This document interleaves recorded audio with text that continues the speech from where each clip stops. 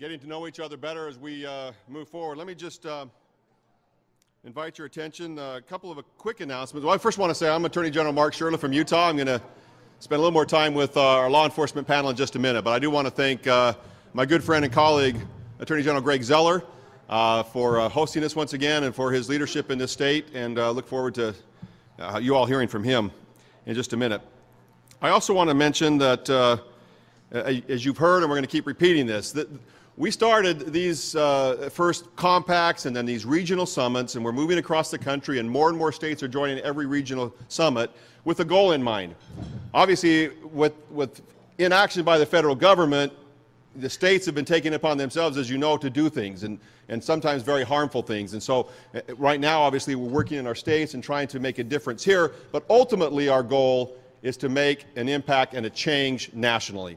And 2013 is that year when you have both President Obama and Mitt Romney saying that they will go forward with comprehensive immigration reform after the election. Our chance is 2013, and we need to gear up. And so all this is building toward this December 4th and 5th, is it, Ollie? In Washington, D.C. We're going to come together 2 days for strategy session, lobbying, going on the Hill, talking, bringing all of you together. Hopefully we'll get people from all across the country in these important disciplines to then start talking about comprehensive, pragmatic, fair, just, national comprehensive immigration reform. So remember those dates, and please get a hold of the National Immigration Forum folks if you, and let them know if you're able to come. With that, let me just say we're really delighted to have Grover Norquist here today. It's a great honor of mine to be able to introduce him. I first met Grover when I got one of those golden tickets to his one of his Wednesday meetings, which has been called a must-attend and, quote, Grand Central Station of the conservative movement. Grover Norquist, as you know, is a great conservative. He, back in 1985, some say at the request of Ronald Reagan, I don't know, it was probably your idea, to form himself, founded the Americans for Tax Reform, ATR, and the Tax Pledge, and he's become very well known for that, but also has worked with as a leader with the National Rifle Association and others. He is a conservative. And some of you here who may consider yourselves progressive or left of center, why is Grover Norquist speaking to us on this issue? You're going to be very, very impressed, because there's a lot of things you don't know about Grover Norquist. I'll just tell you a couple of things about him, kind of setting up for his presentation. He was mentioned in the 60 Minutes. We were talking about that earlier, but a 60 Minutes profile, Steve Kroft called him the more responsible than anyone else for rewriting the dogma of the GOP, of the Republican Party. Now, let me tell you, though, this is a man who, born in Pennsylvania, Harvard-trained, undergraduate and MBA. He was a prominent person on the Crimson, which is I understand, the longest continuous running college newspaper in America. Other people who've served there and written for the Crimson and edited there were a couple of past presidents and many Pulitzer Prize winners and so forth, and you're still working on yours. He's an author. But what I love about him is that he's not just a guy that spent his time in the halls of academia or in Washington, D.C. In the 1980s, he was talking about boots on the ground and debates these last couple of times. He was a man who was in war zones, literally putting his life on the line to assist folks fighting against the spread of communism. He's a funny guy. 3 times he's competed in the Washington's Funniest Celebrity and came in second, I understand, in 2009. So he still has something to shoot for. So look for him on some comedian show. Maybe he'll even drop a couple on us today. Let me just say that what you don't know about Grover Norquist is this, and what's very important, and that he is known to actively be involved his entire life in building bridges, cross-cultural, cross-religious lines, working together with ethnic and religious minorities and others to get them together with the free market community so that we all may progress. That's the kind of man Grover Norquist is, and I think you're going to be very, very moved by what he has to say today about immigration reform. With that, please join me in welcoming Grover Norquist. Thank you.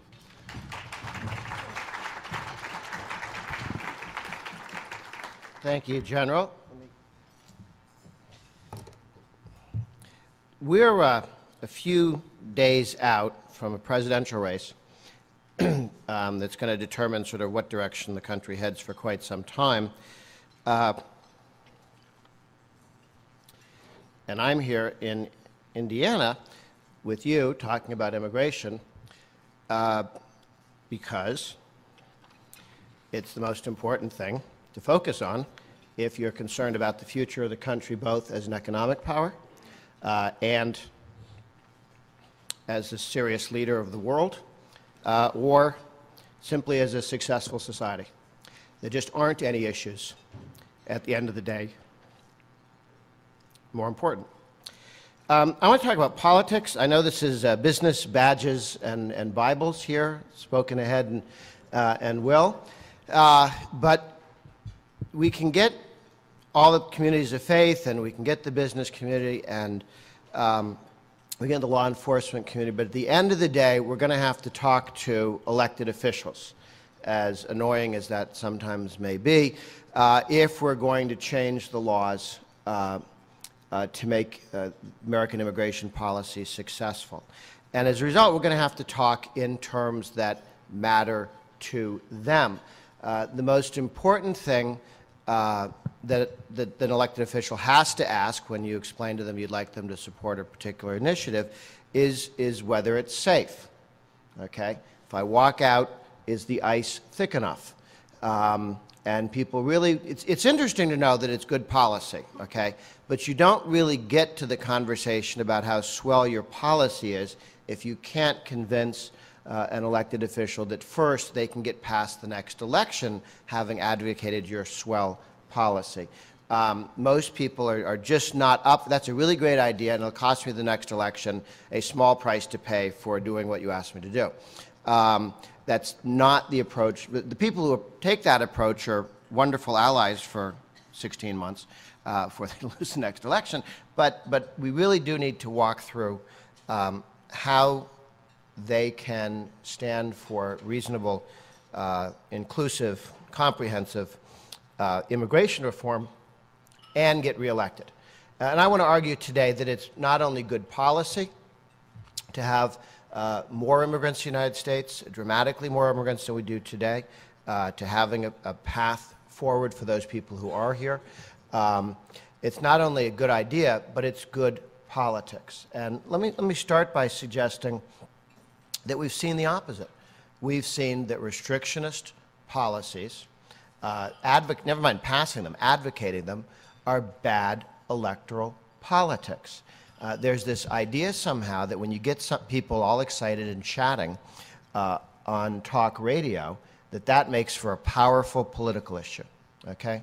Some issues move votes, some issues move tongues. There are issues that people will talk about all day that do not necessarily, at the end of the day, swing their vote. I would argue that people vote on primary vote-moving issues.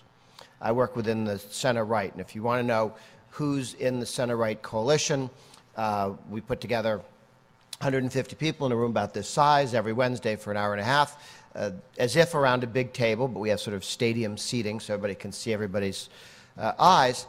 And when I want to think through who's in the room, who's in the Reagan Republican coalition, and therefore at some point how do you talk to them about immigration, they're there on their vote-moving issue. Taxpayers, don't raise my taxes.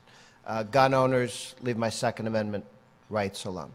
These are people who vote as taxpayers, who vote as gun owners. Not every gun owner votes on the gun issue, but the ones who do simply wish to be left alone in that zone. They do not insist that every fourth-grade child in public school be taught books entitled Heather Has Two Hunters, Sarah Palin's new book. But they wish to be left alone in that zone. Homeschoolers, leave me alone. They don't knock on your door and tell you to homeschool. All the various communities of faith wish to be left alone to practice their faith, transmit it to their children. They're not asking for Baptist stamps. They don't want the government to outlaw Episcopalianism. They simply wish to be left alone, which is how and why evangelical Protestants, conservative Catholics, Orthodox Jews, Muslims, and Mormons can all work together in support of religious liberty, even though they know the guy at the other side of the table is going straight to Hades because he completely misunderstands Scripture. But if I'm going to make it to heaven, we're going to have a free society, which means some other people are going to misunderstand things. So around the table in the center-right, people are there,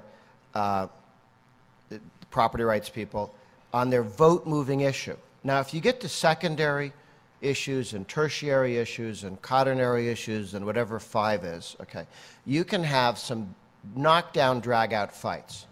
And this is what Pat Buchanan, former President Pat Buchanan and former President Tom Tancredo discovered when they said, you know, we've done some polling. 70% of the American people think there are too many immigrants, okay, which has been true ever since the Germans started sneaking in the early 1700s. But, you know, 70% think there are too many immigrants, okay. They didn't ask and the other thing is 70% think we're trading too much with China, okay. So I'm going to stake out those 2 positions and win 70% of the vote, and that I'm the nominee, and then I win the presidency. Done. He didn't ask a second question. Having asked people, do you think there happen to be too many immigrants in the country? Yes, yes, yes. Do you care? Do you vote on that issue? Or do you vote on other issues? Okay? Because people can go on talk radio and talk for the longest time about immigration. But at the end of the day, Pat Buchanan got maybe 1% of the vote. Tom Tancredo, not that, okay? We've had some examples where people who thought they had the silver bullet, the key to the kingdom, because so many people came up and told me they loved my speech. How many votes do you need to be a congressman in this district? And really count how many people came up and told you that, okay? 12, but it seemed like a lot, okay? And again, this is not my wish that it's not a vote-moving issue, that restrictionism is not a vote-moving issue. I would argue that if you look at the history of both the Republican and the Democratic primaries, going back at least to Reagan, the most immigrant-friendly candidate running as the Republican in the Republican primary and the Democratic primary won in each case.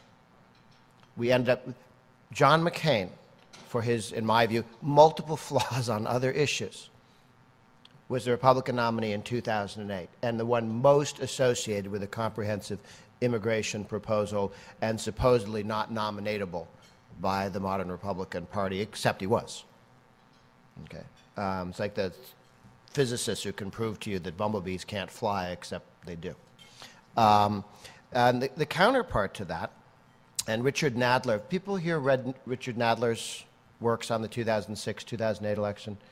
I'll email them to you if anybody wants them, but he goes district by district, all the border districts, all the districts where immigration played a role, and the people who supported comprehensive immigration reform defeated regularly, overwhelmingly, the people who were for a enforce the law proposal. This is the deport everyone that you run into now position. I always get a kick out of conservatives who think, first thing we should do is enforce the immigration laws. I said, well, don't you think we should reform them and make them more sensible before you go and enforce them? No, no, we're law-abiding. First thing you do is enforce these laws. I said, what was your attitude when we had a 55-mile-an-hour speed limit in the country?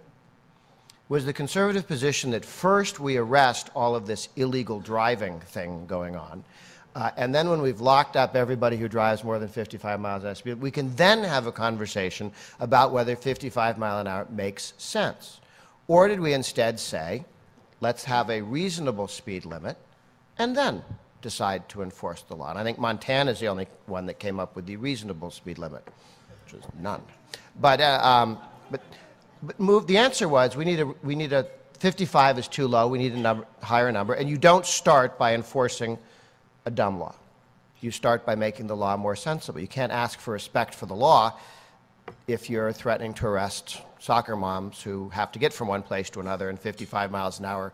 Driving across Kansas doesn't make a lot of sense. On the politics of it, I think we need to speak to politicians to walk through with them. And again, the 2 Nadler studies on 2006, 2008 simply walk through district by district. People who, Republicans who said had been for comprehensive and had been winning in districts with significant Hispanic voter groups in their districts, switched because they thought it was clever to enforce the law rather than comprehensive, and lost to a Democrat who was for comprehensive. Now, a Democrat may have talked a lot about building walls somewhere, but they weren't for deporting anyone. and the idea, and they didn't hear the difference between let's have a comprehensive fix and build a wall, because everybody you're talking to would be on this side of the wall. Okay, you're not threatening them, even if you build a wall that may or may not be terribly useful or effective. But deport your sister, if we catch her, is a little more to the moment than the Democrat who wanted to build a wall. Getting this wrong is not just a question of Republicans losing a great number of House seats in 2006 and 2008. Now, 2008, bad economic year. 2006, if one remembers, was a strong year, strong economic year. The economy was going great, 4 years of growth in a row. No reason to be unhappy with your congressman over simply the economy. And yet we lost a great number of seats where you can see the dramatic shift on the issue of immigration reform, and the people who had once supported comprehensive and went to enforcement only lost. So we've tested this in recent. Or we can go back in time to when our friend Samuel Burkhardt made the comment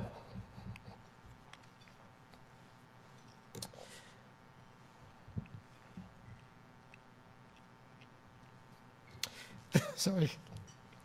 Exactly.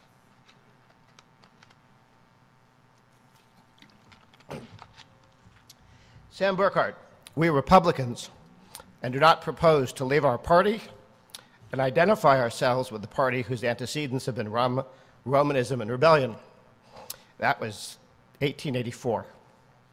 Took the Republican Party 110 years. 110 years to win the Catholic vote. Pretty stupid.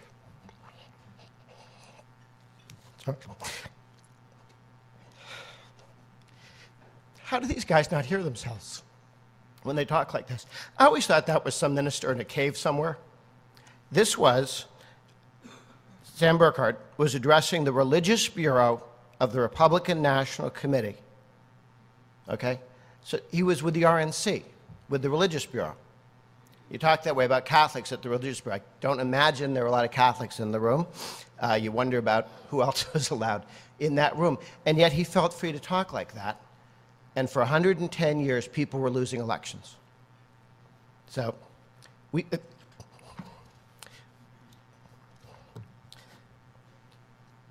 maybe get offended at what he said. We need to talk to politicians who only hear 110 years of lost elections, because it's not easy sometimes to shake people up. But if they understand this is about losing elections, as well as being an annoying person, that we need to walk our way through that. So, look, this is a key issue. If the modern Republican Party or the modern Democratic Party, and the Democrats can end up getting this just as wrong as Republicans. For years they did. Most of the people I fought with over the years, we'd put together these pro-immigration discussions, and the guys we were actually arguing were with the AFL-CIO, who had the no-immigrant position. I actually had problems once. We were working with a bunch of youth groups, and we tried to get everybody to sign up on being in favor of Soviet Jews leaving the Soviet Union, and the union representatives didn't want to do that because that might imply we'd let them in here. We were just talking about letting people leave. No, no, no, no. See, if you let them leave, they might end up here. And their party line that they'd been given is we don't let people show up here. And they wanted to limit that. You know, the shutting down of the Braceros program, which gave us a guest worker program that worked for a deal of time, not only in terms of getting willing workers to willing employers, but also to largely ending the problem of illegal migration across the border, which is, you know, in 54 million people got arrested trying to cross the border. 10 years later, it was down to 100,000. The problem became much less dramatic because people who wanted to come across and work were able to come across and work. Pat Buchanan didn't get to be president. Tom Tancredo, sitting in his monochromatic congressional district, was not able to run statewide. The 06 and 08 elections both tell the story of comprehensive reform defeating the other. Now, there's this fiction that you get sometimes from some of the guys I hear, they say, oh, well, Grover, we're going to go talk to Hispanic voters about being pro-life and for traditional marriage and all these other issues that they're going to agree with us on. I said, let me get this straight. You're going to walk up to a guy and say, why don't you and I talk about all these issues that that mattered us? And while my friend Igor here goes up and takes your aunt and drags her down the stairs and throws her across the border. But don't let that get in the way of the wonderful conversation we're having about capital gains tax cuts. And since you're a small businessman, you would agree with us on that. And we should really focus on that and not your neighbors that are disappearing. You can't get to other issues if you've got that elephant in the room. And so this fantasy that one can set this issue aside, have a few elections about other issues, if you guys would just agree to do that, and then we'll get back and we can focus on the other when we're ready to think through the other thing. It is going to require leadership, but I think it has to be grassroots leadership. I think people has to be told it's safe. People have to hear that the business community cares. 1999, I was at a meeting at the Republican National Committee, and maybe 30 of the major trade associations in town, all the big ones, and me, the taxpayer guy, with the head of the Republican Party. And he said, well, I'm here for my annual meeting of transactionally pretending to listen, so what's important to you guys? And everybody went around the room and they said capital gains, trial lawyers, capital gains, trial lawyers, and again and again and again. And it was a lovely conversation. We do this every year. And then he got up and said, thank you very much, I've learned a lot, and was leaving. And like that second to the last scene in the Colombo murder mysteries, the guy from the Chamber of Commerce said, well, there is this one other thing. Oh, what's that? He turns around. And he says, well, we're running out of people. And we don't know how to deal with this because we've never worked on immigration issues and we don't know if we're allowed to. It's like that cartoon, Far Side cartoon with the flaming arrows are coming into the cavalrymen in the fort, and one cavalryman says to the other, the Indians are lighting their arrows on fire. Can they do that? He didn't know, can we do this? Are we allowed to talk about immigration? And around that table for the next 10 minutes, the truckers, the restaurateurs, every single guy said, well, actually, that's the biggest issue we face. And we're short people, we're short trained people, but we just are short people. And if the economy keeps growing, luckily we fixed that, but if the economy keeps going, we're really going to be in trouble here. But they all sat there like bumps on the log going, this is the biggest issue, but they only barely brought it up. They didn't really fundamentally organize to get it fixed other than to write a couple of letters to Congress. So there are some very, very real opportunities in the business community, not just the small business guys, but the big trade associations that you think of as having they need to be talking to congressmen. The various communities of faith need to make it clear so that people here out at the grassroots level, elected officials here, because they can turn on this. They've seen the opposite work poorly. Okay, we've got examples of people who crashed and burned running on Tom Tancredo's strategy. We've seen people do better the other way, but what they do need to hear is that there's a popular support for that. And we also need to walk down and say, look, some people conflate a whole bunch of other things and project it onto the immigration issue. So you've got the population control people who don't like any people. They're not bigots, they don't like people. And then you've got people worried about welfare, okay? And I had this argument with leading conservative leader. He said, Grover, we have to limit immigration. I said, why? And he said, because they'll come over on the border and they'll get on welfare and then this would be bad. And I said, so you think we have a welfare problem? Well, yes, but we can't reform welfare, but the best thing we could do is stop more people getting on it. And I said, look, welfare destroys a lot of lives. Most of the lives that it destroys are people who are born in this country, and let's work on reforming it, as Clinton signed the reform in '96. He didn't, if Clinton had said, here's a bill to be mean to Hispanics, it would never have wouldn't have passed through Congress, you wouldn't have signed it. It was a welfare reform bill to make welfare for anyone and everybody more effective, done at the local level, done at the state level, and dramatically reduced costs and dramatically reduced the incentives to get trapped into welfare dependency. A much better approach than California's 187, which tried to sell itself as welfare reform for them. And everybody heard the second part of the conversation and realized what was at stake. Then there's the assimilation question, which is really a question of education. Okay, we get 4 million immigrants a year that are born here. They're called babies. They don't speak English very well at all. I have one that's 3 and one that's 4. They're really not self-supporting in any meaningful sense. And, you know, there's a lifetime of education that goes into preparing those people to become citizens. And we act as if that somebody who comes from Korea has got more of a handicap, you know, at age 25 coming over than the person who shows up as a newborn. We have to have an education system and structures that turn people into Americans every single generation. You know, it's not inherited. You have to do it again every generation, new people. And it's not new or different with immigrants. It's just like with everybody else, and we've done it many times. And the other thing is to remember that we keep saying it, you know, we're a nation of immigrants, but it's like really true.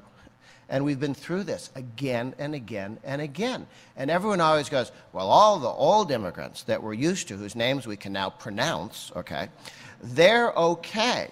It's these new guys that are annoying and causing problems, you know, except that that's what everybody said. And I think it is important to remember that a lot of people remember back years, and when they hear someone picking on today's immigrants, they kind of suspect you're also thinking about me now. So with those thoughts, I think this is completely doable, where I've got a lot of chaff and a lot of clatter and a lot of nonsense out there where people think it's a deadly situation. And I know from the Republicans, you know, the Republicans had 10 people running for president this last time around. Well, 10 people on stage. Some of them were doing marriage counseling. Some of them were running for radio talk show host. They're, you know, some of them are getting exercise, but a couple of them were actually running for president. And I was surprised that even some of those guys went way off the edge on the immigration issue in a self-destructive way. And they're not foolish people. They believed that this was sound policy.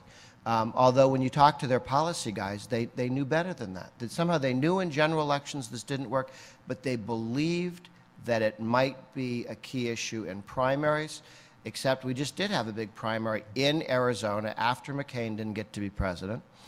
He ran in 10, and in Arizona, right, which is supposed to be a hotbed of hostility towards immigrants, the Republicans chose the immigrant-friendly candidate and not the challenger who ran largely on that issue.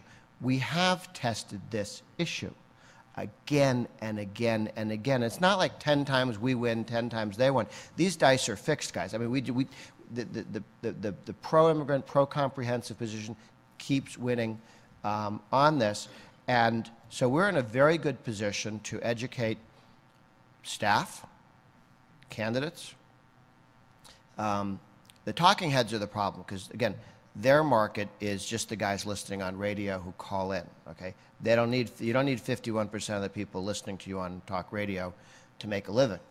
You need 51% of the vote to win, but you can get rich if 10% of the country is listening to you on the radio. So that causes a challenge and confuses small children and elected officials as to how popular or important an issue is. Thoughts, comments, arguments? Yes, sorry, sir. Yeah. Got a mic here?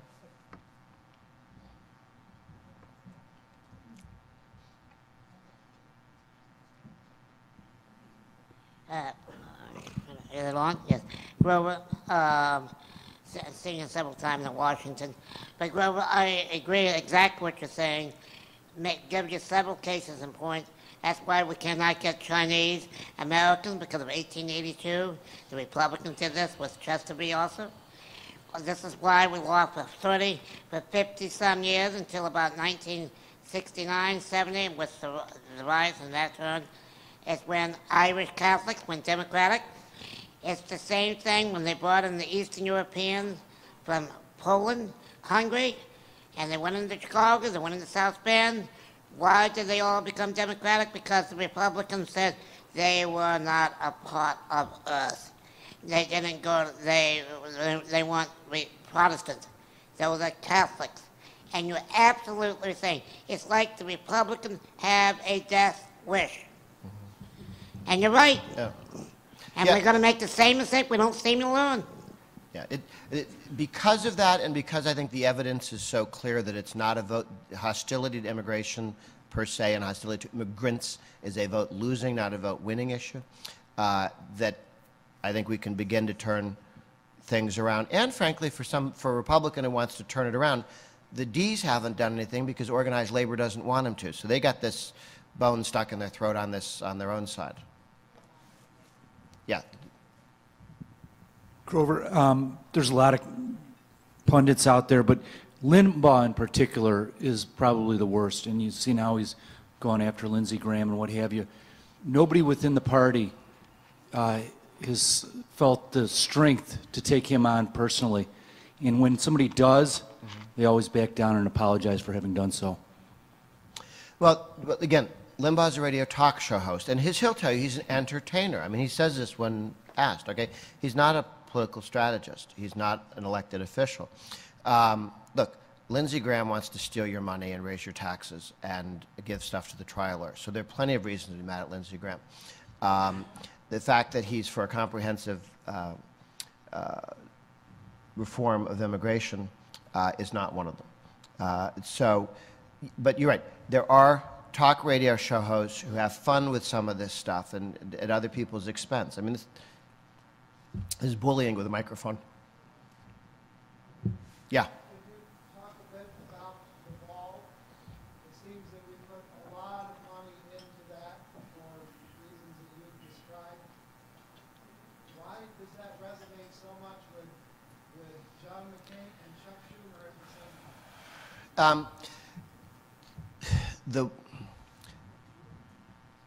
The one thing you do get from polling and from political discussions, people do want a sense of secure borders. Okay, I think the wall does that. I don't know how much a wall does the secure border thing, but if that's part of somebody's peace of mind, if the borders are secure, now we can have a conversation about bringing significant number of brilliant engineers into the United States and allowing people to come who want to work on farms and in the hospitality industry. If you have to do that to get to the next conversation, Schumer does it, and McCain does it, and then you move on. I'm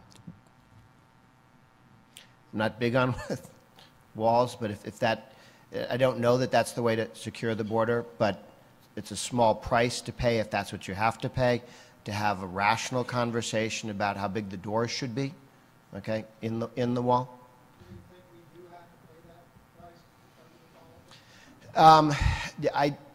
There are a lot of politicians who, if they feel they could look people in the eye and say, we're securing the border as well as we can, okay, and long border and all that stuff, and now let's have a rational conversation about immigration. Now, what you get from the dishonest restrictionists is once you've closed the border so that no one ever gets across a several thousand-mile border in ports and airplanes and stuff like that, then we'll have a conversation about the number of immigrants that should be able to come in legally. Okay, that's a trap because you'll never get to zero tolerance on border crossing.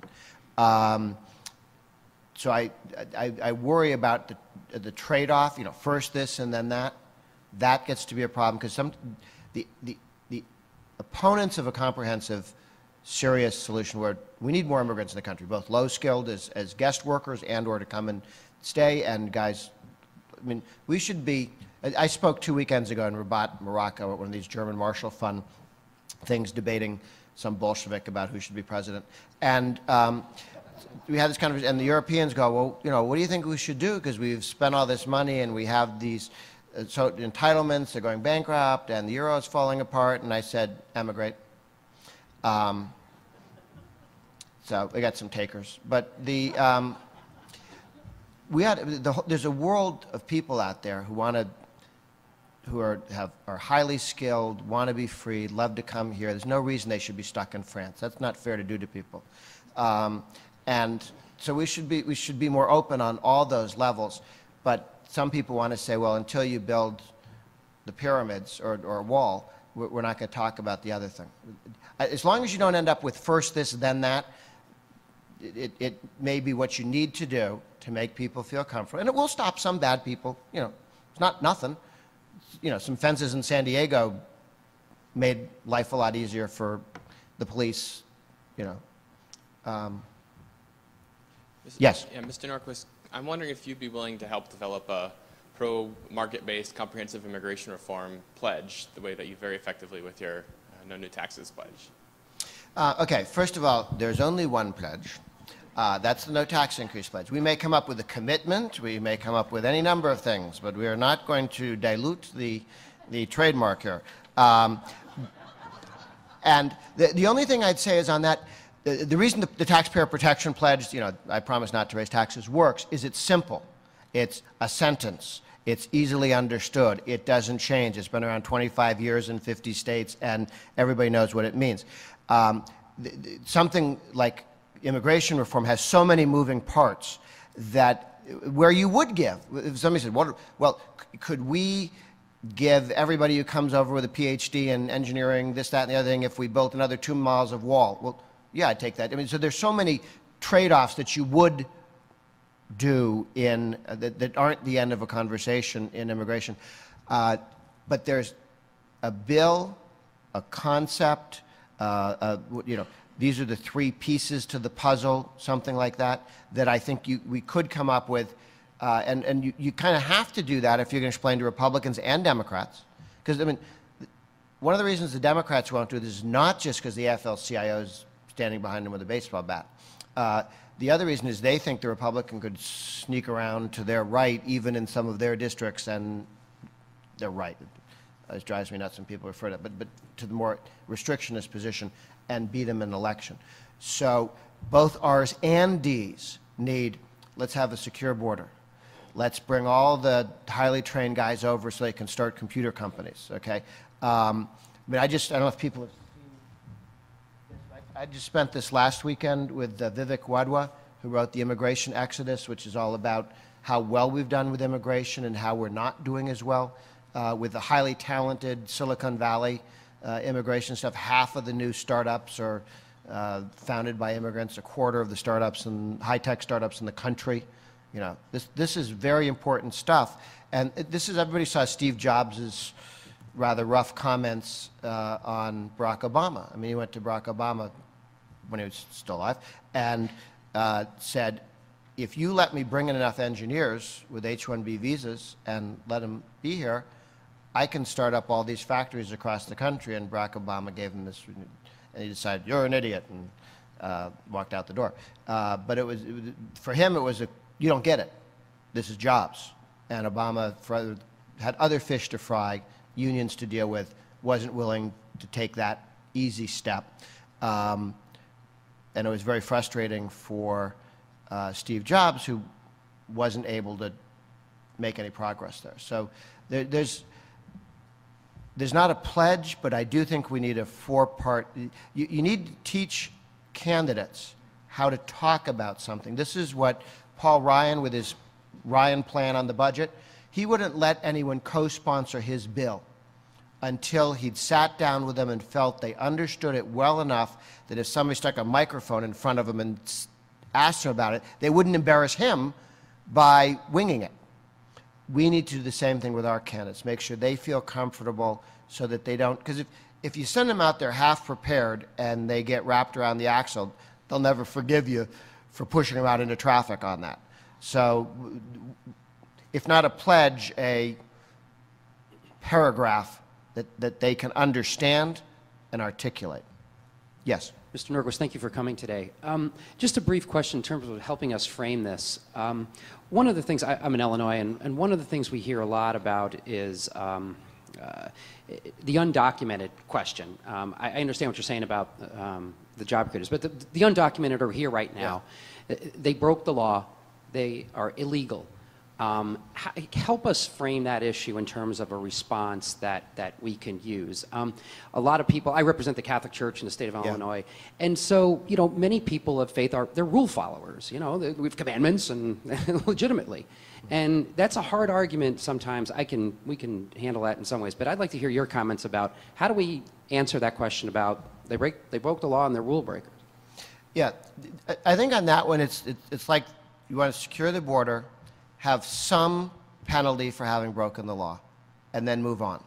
But not every penalty is the death penalty, and not every penalty, not everything time people break the law, they go to jail necessarily. So pay a fine, something along those, because I do think for making the sale politically, I think the sense that somebody jumped in line does seem to resonate with people. Okay, so if you said, for citizenship, you get in line as if you'd just shown up in the embassy and asked, but you can stay here and work, but pay a fine because you did something wrong, and now get back to work and your family, and let's move forward. But there is a sense that resonates with people. On the other hand, parking tickets, speeding tickets, they're all against the law. These are laws people are breaking when they speed. These are not advisory notices. They're breaking the law. They all go to jail too? What do we do with people who speed? Lots of people sped in the 70s and 80s and 90s and never paid a penalty for it. We're going to allow them to have amnesty on all that speeding? Really? Yeah, really, we are. But I think something that signifies, yes, you broke the law, that wasn't good, but we don't throw people out of the country for breaking the law. You talked about earlier that this had to come grassroots to Washington. Mm-hmm. But somebody has to be on Capitol Hill to grab the ball. Who is there to do that? Well, on the left, you used to have Ted Kennedy, who was focused on this. On the right-hand side, Jack Kemp was always. We always got the same gang together for these press conferences every time. Somebody mentioned we have a problem with Afghan interpreters who need to come to the United States now because they can't stick around in Afghanistan after the war. We went through the same thing with the Iraqi interpreters who were just leaving over there. And, you know, they put themselves at risk for us, and they would say, bye, we're leaving, sorry. Anyway, we got that one legislatively fixed. Now I understand there's a new challenge with Afghanistan. But whenever that happened, you'd put together the sort of largely the same coalition of people who were somewhat focused on this. We need to broaden it. We need, when something like that happens, to get the Chamber of Commerce, which understands, our team needs to see the immigration issue as a whole. And every step forward, these are all pieces that fit together. And when you've explained one thing on why we should have a more generous, open immigration position here, that helps you in these other zones as well. And that's part of building a coalition. And right now we don't have that. We have some trade associations going, call me when there's a farm bill. But they're not there for some of the other conversations. And so we need more of our guys who think of this holistically rather than in their own particular zone. Because you're always a better spokesman in somebody else's issue than the one that's obviously yourself benefit. I'd like to do this, it's good for me. Well, yeah, we assumed as much. I'd like to do this, it's good for the country. And it may show the country why they should do this other thing later that's good for me. That's just a much easier sale politically. Alec. Well, can we take a second to thank Grover very much? And, well, first of all, my name is Ali Noorani. I'm the Executive Director of the National Immigration Forum, and I just wanted to take a minute to underline what Mark was saying about Grover's desire, ability, commitment to reaching out, to engaging other cultures, other communities, other issues, so that not only those issues move forward, but the issues that all of us care about in the country that we all live in, moves forward. So I really want to thank Grover for taking a day out of his incredibly busy schedule to join us here in Indianapolis. And I think what we have here is the beginning of a grassroots movement. I wouldn't even say it's a beginning, it's the continuation of a grassroots movement to push for immigration reform. So Grover, thank you. And let's take a 5-minute break.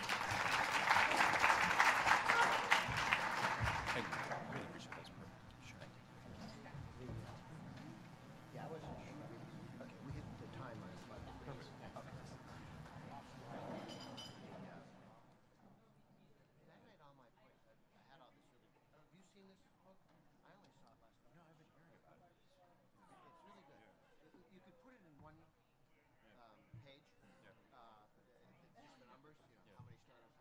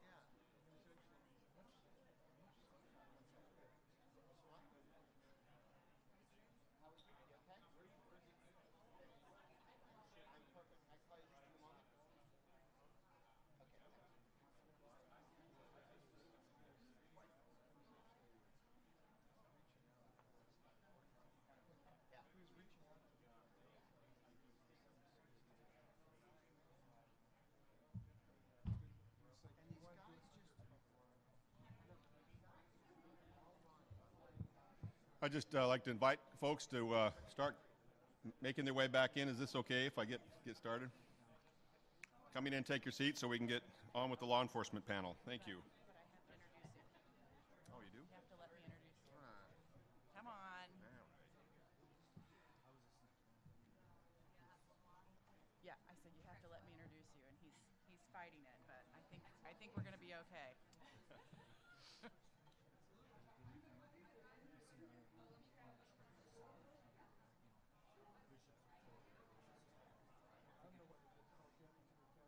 You heading back today? Have state soccer tournament with my daughter tomorrow. Oh. Second round. Yep. And it's in southern, it's a 3-hour drive down to where we're playing. Wow. But I was going to wait and come back tomorrow. Now I got to be back tonight so we can leave in the morning. Yeah. So short, quick trip this time, unfortunately. Okay. I got my water.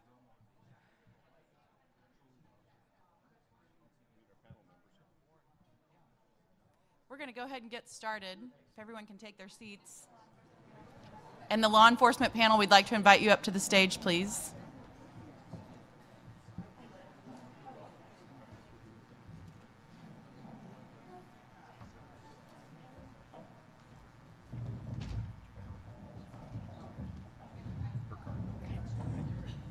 Get to your seat. Okay. Thanks, everybody.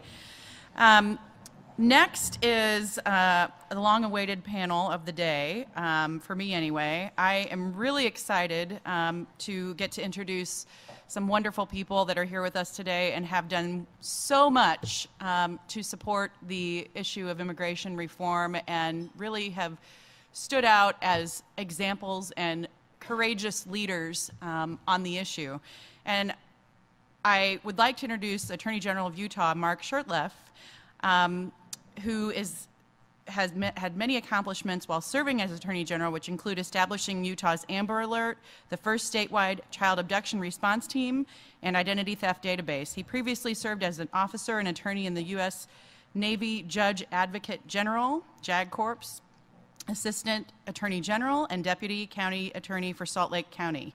His service has been recognized with many awards, including the 2005 Utah Protector of Children Award, the 2006 Humanitarian of the Year Award, and the Order of the Aztec Eagle. And on a personal note, I just want to say I have admired your work from afar.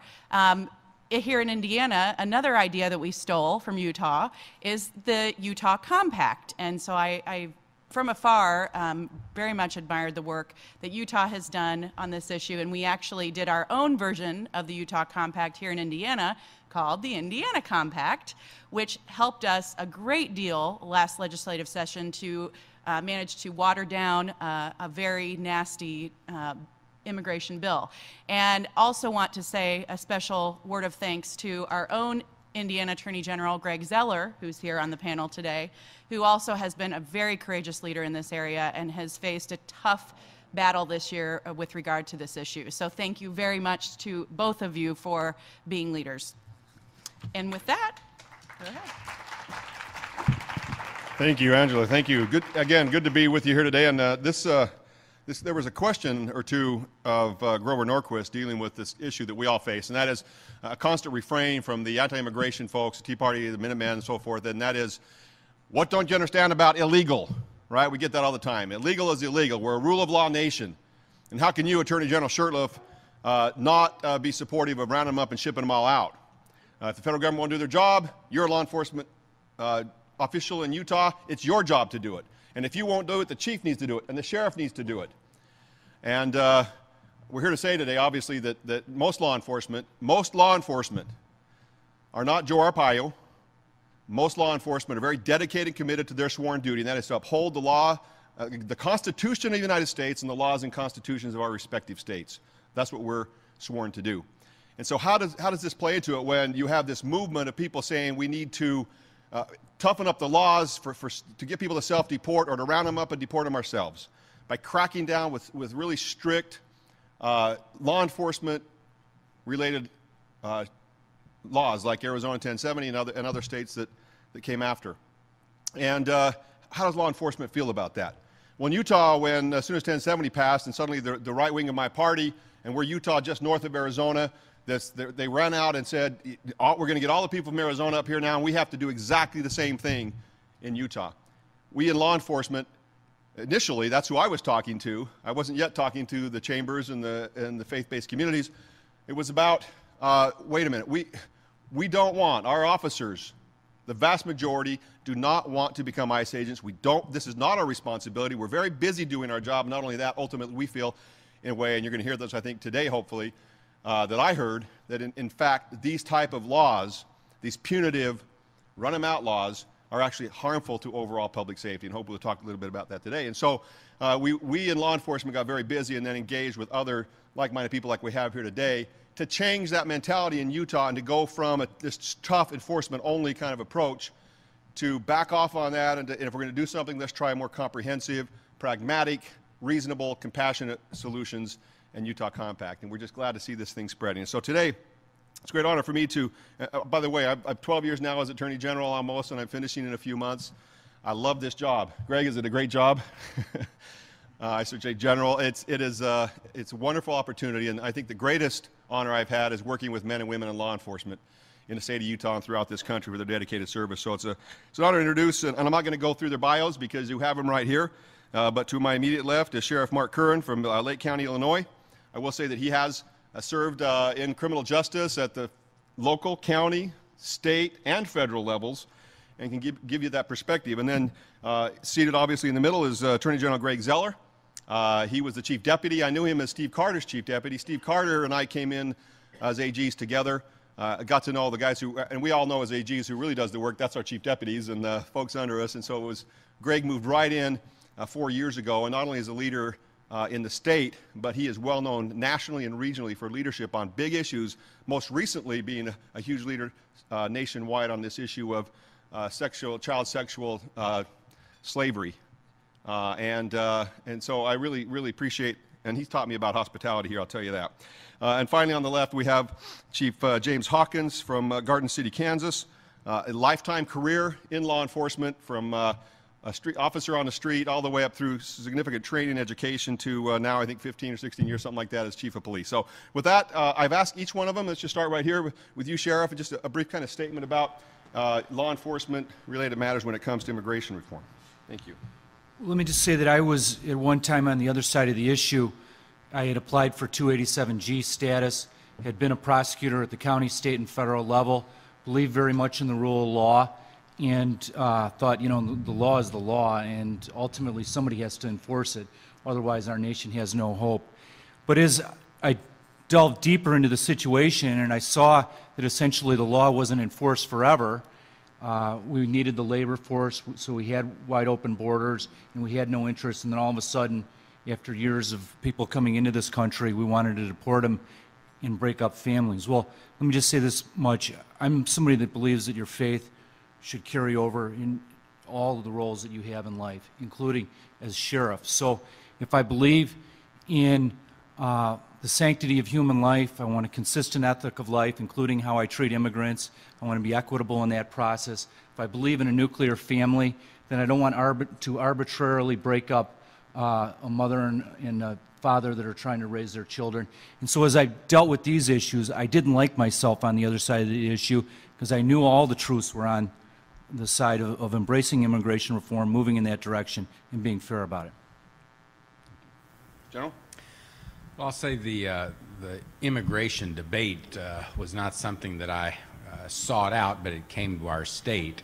And it's one that, you know, a bill was proposed, and I respect the fact that, you know, the failure of the federal government, we can all agree, has led us to this position.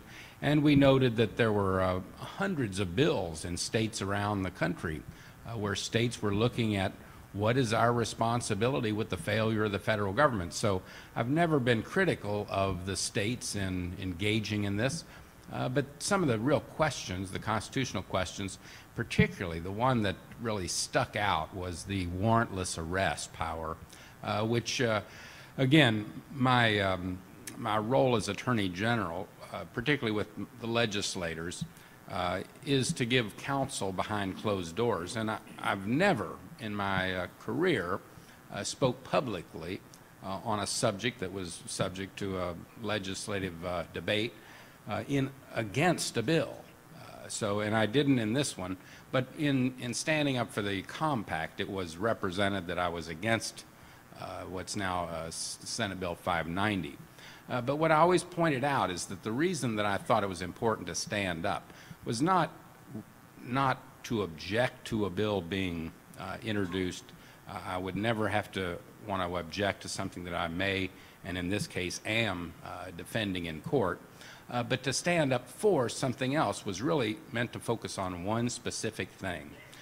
All of the efforts to go around to states, very concerted efforts to bring the enforcement issue to state legislators, really misrepresented to the public at large that these debates should be taking on a state nature instead of keeping the focus where it should be, which is the federal government, who has tried desperately to avoid the subject. So the reason I felt it was my obligation to stand up for something else, not against the bill that I'm defending, but I was for keeping the focus where it rightly belongs and is constitutionally structured to be the Congress, which has all failed us miserably. So the men and women in law enforcement deserve better than to be put in front of the bus when in fact that bus should be aimed right at Congress. Thank you. Chief? Well, I feel obligated to tell you where Garden City, Kansas is, because most of you probably are saying, where the hell is that? It's the garden spot. We are 83 miles south of I-70.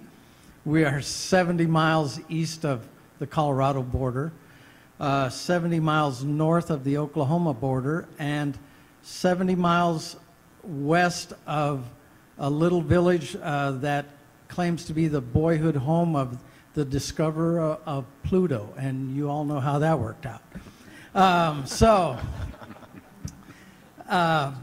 Garden City is roughly 55% Hispanic now. I am not a native of Garden City, nor of Kansas, so I think I can look at it a little more objectively than some. But it's about 55% Hispanic now. We have the school district reports to speak 23 different languages, and in a community of 30,000 documented residents, I think that's pretty significant. So these immigration issues do affect us. We are hugely diverse when it comes to ethnicity, and we as a police department think that everybody should be treated fairly, equitably, regardless of your immigration status. Chief, thank you. That actually leads into my first question for you. And by the way, if you have questions, you can either write them down and let Carter over there, the hook 'em horns guy, Pat, to pick them up, and we'll make sure we get your questions in if we can. That is this question of policing. Now, there was only 20, 30, 40 years ago, the theory of policing was, hey, folks, stay in your house and lock your doors. We, the cops, will keep you safe. And obviously, that wasn't working as well as when they started this concept of community policing, where the officers are in the community, you get to know who you're dealing with, the demographics, the people, get their trust, and then get their help and cooperation. And so my question, I guess, is to this, and maybe, if again, going into some of your demographics and so forth, what harm you see a enforcement-only, tough, punitive-type law will do to either the idea of community-oriented policing or just the concept of general public safety in your communities? Whoever wants to start, go for it. General, you look like you may want to have something. I'll start. I think you know, the state of Indiana is not the same throughout our 92 counties. Much like all the other states, there's quite a bit of regional and specific differences. So the law enforcement being put into this awkward position really are going to go in two different directions. I mean, some in communities that have large immigrant populations and may have a large presence of immigrants on the law enforcement force itself, would take one approach. And then you'd have the approach in where there's a much less population of immigrants, or let's say it's all a homogenous kind of. So you'll end up putting law enforcement into the position where they will be constantly challenged for having racially profiled a defendant. They'll constantly be challenged in court and under valid constitutional claims that they had discriminated based on what they saw, the nature of the defendant, so his race, his ethnic origin. You're going to put this constant claim in front of the public every day.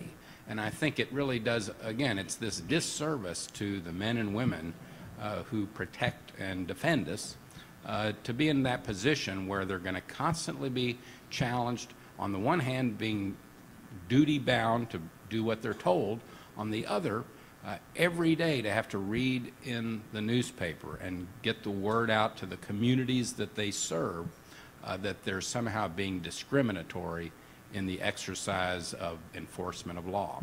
It's untenable. Thank you. I would Sheriff? say, essentially, I'm Irish, there's a Celtic saying, never give a man a sword until you teach him how to dance. You don't want police walking around with a chip on their shoulders, this is the law, hostility towards immigrant groups, and you set the tone by being the sheriff. And when you're out there saying, things that they can interpret as having a harsh position towards certain groups, they're going to follow suit. So you want to be very, very careful with that. Also, having been of Irish ancestry, I can tell you what the Irish were like when my ancestors came here early in the 20th century, that they were stuck together. I mean, they knew each other in the old country and they stuck together here. It's similar with today's immigrant groups. So if they think the police is out there to get them, that they're unfair, that they're just arbitrarily grabbing people and putting them in holding cells so they can get sent back and broken up from their family, then there will be no relations. And if you really want to keep the larger communities safe as well, you have to have community policings, as General Shurtleff said. You have to have that ability to walk in there, have a relationship with these people. Well, they'll tell you where the bad guy is, or where he went, or what they saw, or who did what. And that's critical, I think, in terms of the larger picture. Well, I agree. I think that you have to establish a positive relationship with your community, or you are not going to be able to solve the crimes and issues. When I first moved to Garden City, the major population was Caucasian, non-Hispanic, but there were a lot of Hispanics who had been coming in since the early 1900s. There were, we had about a 5% Asian population at the time. There were Vietnamese, Lao, Cambodians, and they were a very difficult group to gain